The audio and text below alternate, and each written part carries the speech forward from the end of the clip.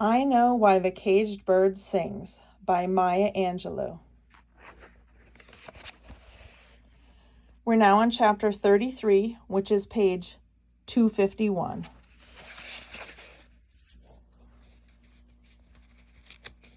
The house seemed smaller and quieter after the trip south, and the first bloom of San Francisco's glamour had dulled around the edges.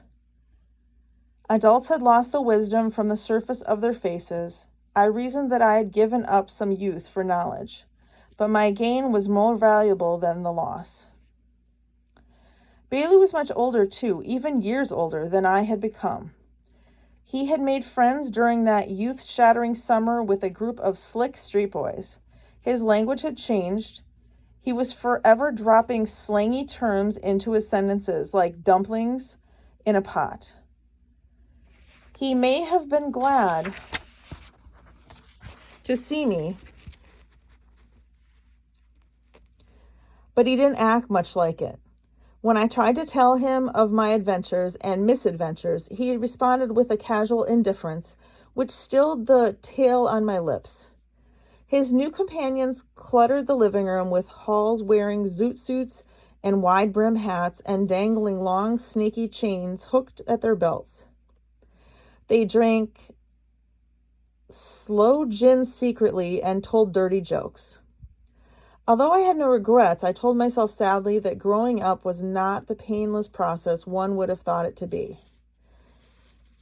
In one area, my brother and I found ourselves closer. I had gotten the knack of public dancing. All the lessons with Mother, who danced so effortlessly, had not borne immediate fruit. But with my newly and dearly bought assurance, I could give myself up to the rhythms and let them propel me where they willed. Mother allowed us to go to the big band dances in the crowded city auditorium. We danced the jitterbug to Count Bass, the Lindy and the Big Apple to Cab Calloway, and the halftime Texas Hop to Duke Ellington.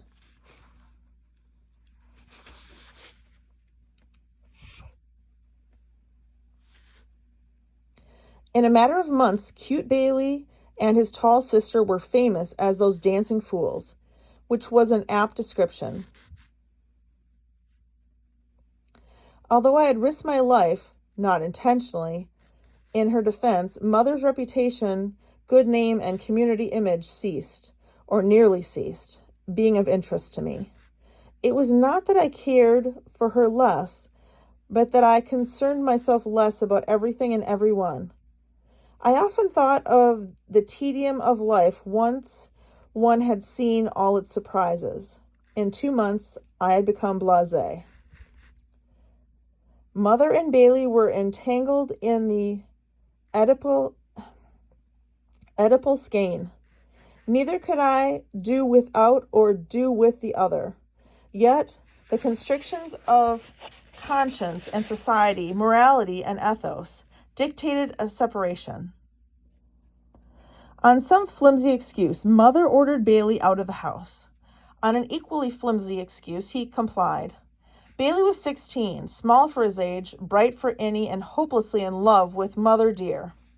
Her heroes were her friends, and her friends were big men in the rackets. They wore $200 Chesterfield coats, Bush shoes and $50 a pair, and Knox hats. Their shirts were monogrammed and their fingernails manicured.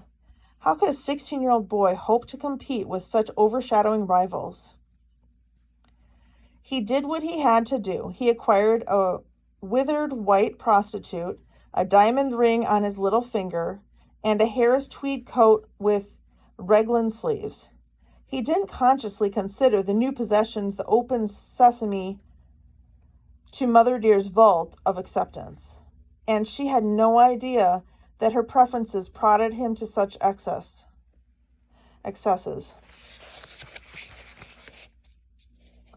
From the wings I heard and watched the pavane of tragedy more steadily toward its climax. Interception and even the thought of it was impossible. Easier to plan an obstruction to a sunrise or a hurricane. If mother was a beautiful woman who exacted the tribute of abstinence from all men, she was also a mother, and a damn good one. No son of hers was going to be exploited by a used-up white whore who wanted to milk him of his youth and spoil him for adulthood. Hell no.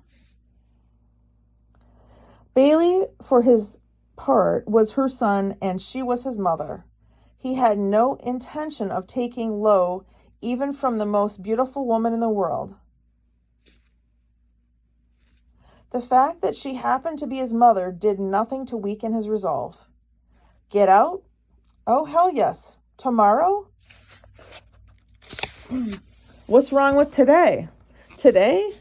What about right now? But neither could move until all the measured steps had been negotiated. During the weeks of bitter wrangling, I sat in hopeless wonder. We were not allowed profanity or even obvious sarcasm, but Bailey looped his language around his tongue and issued it to mother in alum drops. She threw her ing-bings, passionate explosions guaranteed to deplete the chest of the strongest man, and was sweetly sorry, only to me after. I had been left out of their power love struggles. It would be more correct to say that since neither needed a clack, I was forgotten on the sidelines.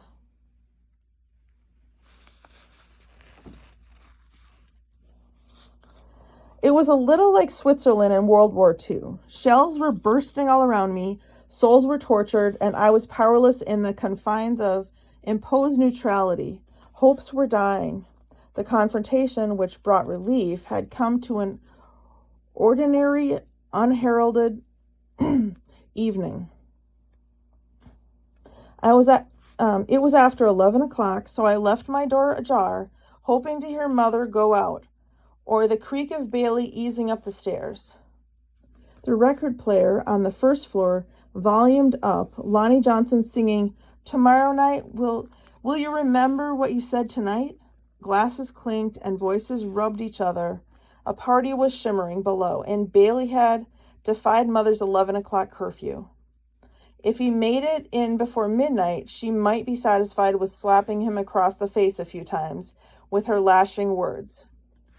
12 o'clock came and went at once, and I sat up in bed and laid my cards out for the first of many games of solitaire. Bailey! My watch hands made the uneven V of 1 o'clock. Yes, mother dear? En garde.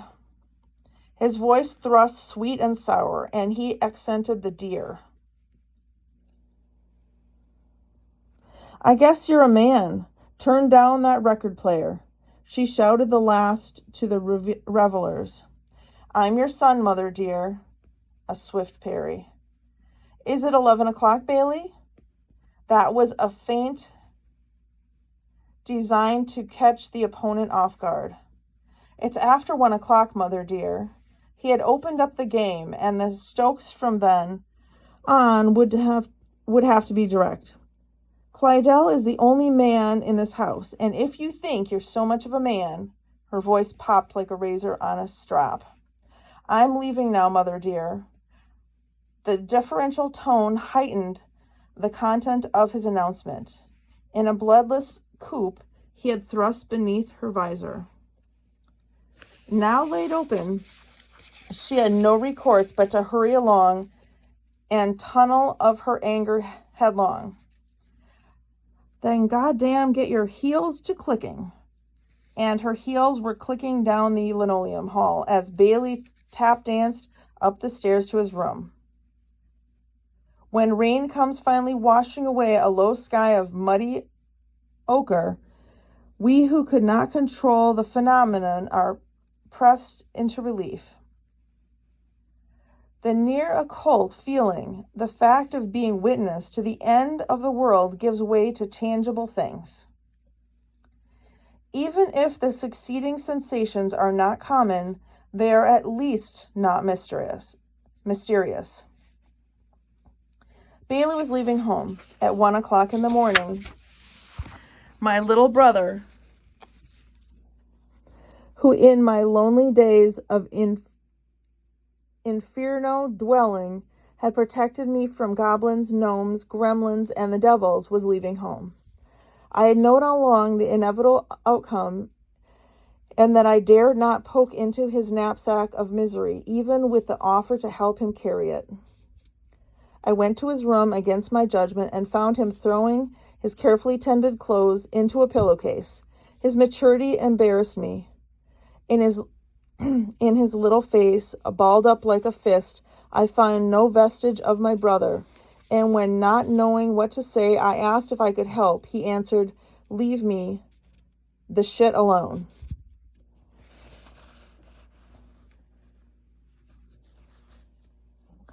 I leaned on the door jamb, lending him my physical presence, but said no more. "She wants me out, does she? Well, I'll get out of here. So fast, I'll leave the air on fire. She calls herself a mother? Huh. I'll be damned.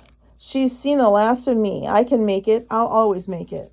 At some point, he noticed me still in the doorway, and his consciousness stretched to remember our relationship. "Maya, if you want to leave now, come on. I'll take care of you." He didn't wait for an answer, but as quickly went back to speaking to his soul. "She won't miss me, and I sure as hell won't miss her. To hell with her and everybody else." He had finished jamming his shoes on top of his shirts, and ties and socks were wadded into the pillowcase. He remembered me again. "Maya, you can have my books." My tears were not for Bailey or mother or even myself, but for the helplessness of mortals who live on the sufferance of life. In order to avoid this bitter end, we would all have to be born again, and born with the knowledge of alternatives even then. Bailey grabbed up the lumpy pillowcase and pushed by me for the stairs. As the front door slammed, the record player downstairs mastered the house, and Nat King Cole warned the world to straighten up and fly right. As if they could, as if human beings could make a choice. Mother's eyes were red and her face puffy the next morning, but she smiled her everything is everything smile and turned in tight little moons, making breakfast, talking business and brightening the corner where she was. No one mentioned Bailey's absence, as if things were as they should be and always were. The house was smudged with unspoken thoughts, and it was necessary to go to my room to breathe. I believed I knew where he headed the night before, and made up my mind to find him and offer him my support. In the afternoon, I went to a bay-windowed house, which boasted rooms in green and orange letters. Through the glass, a woman of any age past 30 answered my ring and said Bailey Johnson was at the top of the stairs. His eyes were as red as Mother's had been, but his face had loosened a little from the tightness of the night before. In the almost formal manner, I was invited into a room with a clean chenille-covered bed, an easy chair, a gas fireplace, and a table. He began to talk, covering up the unusual situation that we found ourselves in. "Nice room, isn't it? You know, it's very hard to find rooms now, the war and all. Betty lives here. She was the white prostitute, and she got this place for me. Maya, you know it's better this way. I mean, I'm a man, and I have to be on my own."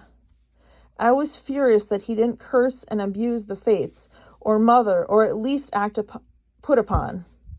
Well, I thought to start it, if Mother was really a mother, she wouldn't have. He stopped me, his little black hand held up as if I were to read his palm. "Wait, Maya, she was right. There is a tide and a time in every man's life." "Bailey, you're 16. Chronologically, yes, but I haven't been 16 for years. Anyway, there comes a time when a man must cut the apron strings and face life on his own. As I was saying to Mother dear, I've come to..." "When were you talking to Mother?" "This morning. I said to Mother dear..." "Did you phone her?" "Yes, and she came by here." We had a very fruitful discussion. He chose his words with the precision of a Sunday school teacher. She understands completely. There is a time in every man's life when he must push off from the wharf of safety into the sea of chance. Anyway, she is arranging with a friend of hers in Oakland to get me on the Southern Pacific. Maya, it's just a start. I'll begin as a dining car waiter and then a steward, and when I know all there is to know about that, I'll branch out. The future looks good. The black man hasn't even begun to storm the battlefronts. I'm going for broke myself. His room smelled of cooked grease, Lysol, and age, but his face believed the freshness of its words.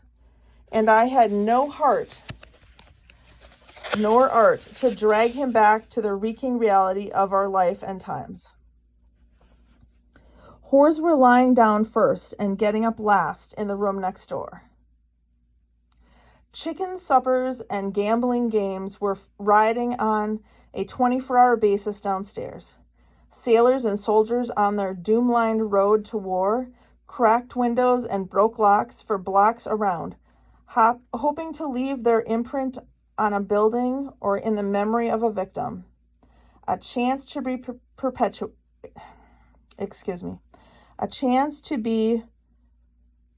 perpetrated. Bailey sat wrapped in his decision and anesthetized by youth. If I had had any suggestion to make, I couldn't have penetrated his unlucky armor. And most regrettable, I had no suggestion to make. I'm your sister, and whatever I can do, I'll do it. Maya, don't worry about me. That's all I want you to do. Don't worry, I'll be okay. I'll be okie dokie.